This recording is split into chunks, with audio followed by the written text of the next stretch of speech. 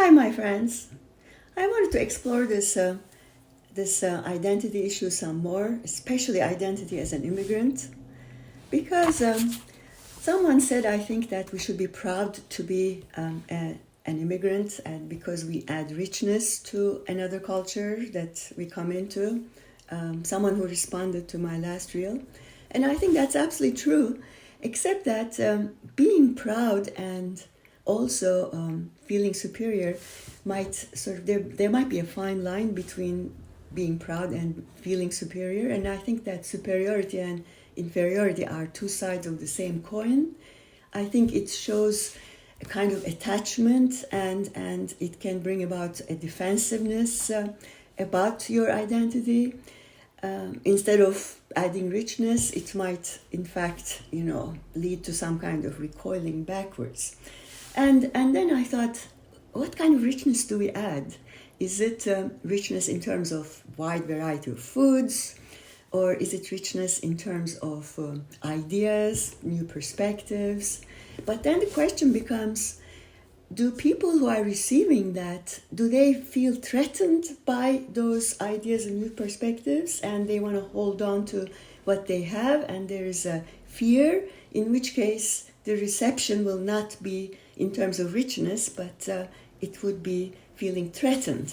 So I thought to myself, how did I feel as an immigrant? How do I feel? I mean, it's changed over the years, but I think I sort of oscillated, went back and forth between feeling like I had to blend in, and at the same time, on the other side of it, I wanted to be really proud of my identity as a Turkish person. And I went back and forth, not sure where I would land. Sometimes feeling defensive, sometimes feeling proud, sometimes wanting to blend in. So I felt like I was in this in-between place. And that in-between place continues, as I'm sure some of you have felt. You go to the country you came from, and they say, they told me, you've become an American now. And when I'm in the US, they say, oh, what a nice Turkish person. And so wherever you go, it's like you're now received as not belonging there. So it's this idea of where do I belong, a place in between, which is a difficult place to be. But over the years, I realized that that's exactly the place I want to be, the place in between.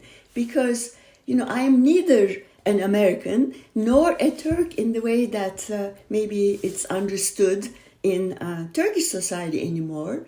But, my body language is different. Maybe my accent has changed a little bit. But over here also, I'm not perceived as, and I'm not a native American person born here.